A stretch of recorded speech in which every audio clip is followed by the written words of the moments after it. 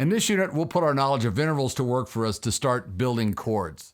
The first kind of chord we'll learn how to construct is a three-note chord called a triad. A triad is just two intervals built above a note we call the root, and that root note is the name of the chord. The simplest way to think of a triad is as two intervals built above a root, a third and a fifth. So there are three components to a triad: the root, the third, and the fifth. The third can either be a major third or a minor third, and the fifth can either be a perfect fifth, diminished fifth, or augmented fifth. Each of these intervals will give the triad a different personality. We have names for each of the four triad types that contain a combination of these intervals.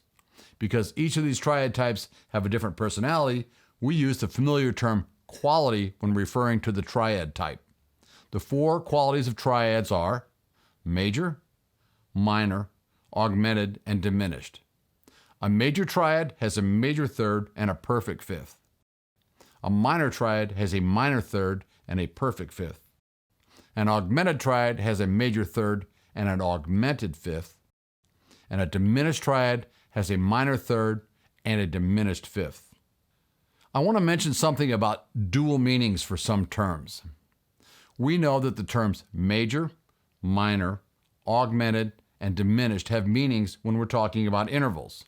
Remember that there were major and minor thirds, and augmented and diminished fifths. Now we're learning that these same terms have different but related meanings when we're talking in the context of triads.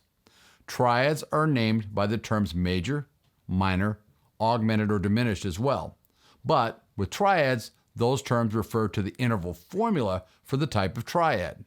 We'll be exploring triads in greater detail in the next couple of units, but let's start by learning some important definitions.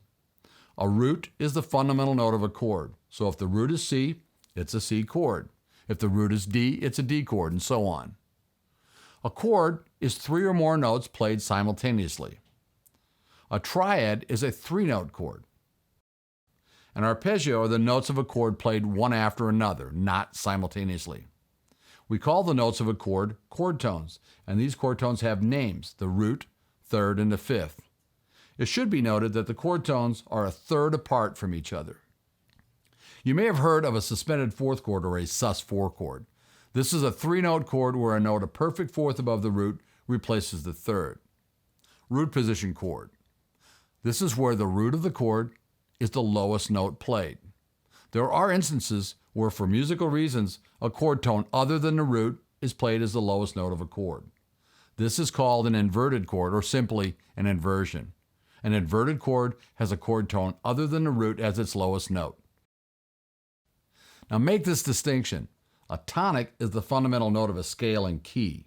So keys and scales are named according to their tonics. A root is the fundamental note of a chord. Chords are named according to their roots. People mess this up a lot. We learned about key signatures and intervals in earlier units. Now we're beginning our study of chords. Our study of key signatures helped us understand intervals. Remember that we use the major scale and key signatures to help us measure and build intervals. Now we're relying on that knowledge. Our knowledge of intervals is helping us build and analyze chords. Most of what we learn moving forward will rely on our command of intervals, so keep practicing those. So what should you know from this unit? A tonic is the fundamental note of a scale or a key. A root is the fundamental note of a chord. A chord is three or more notes played at once, and these notes are called chord tones. A triad has three components: a root, a third, and a fifth. So chord tone refers to the individual components of a chord. In other words, the root, third, and fifth are all chord tones. An arpeggio is when the chord tones are played one at a time. Triads have qualities determined by their formulas. Memorize those formulas. If the lowest note played in a chord is the root, the chord is said to be in root position. If the lowest note played in a chord is other than the root, that chord is said to be inverted, or you can say an inversion. We also touched on the suspended fourth chord. A sus4 chord has a root, a perfect fourth, which replaces the third, and a perfect fifth. We're still in the foundational phase of learning theory. Knowing the triad formulas is as critical to your development as your command of key signatures and intervals. Make sure you know these triad formulas really well before moving on to the next unit. Our next units will be about identifying and building triads. We'll see you there.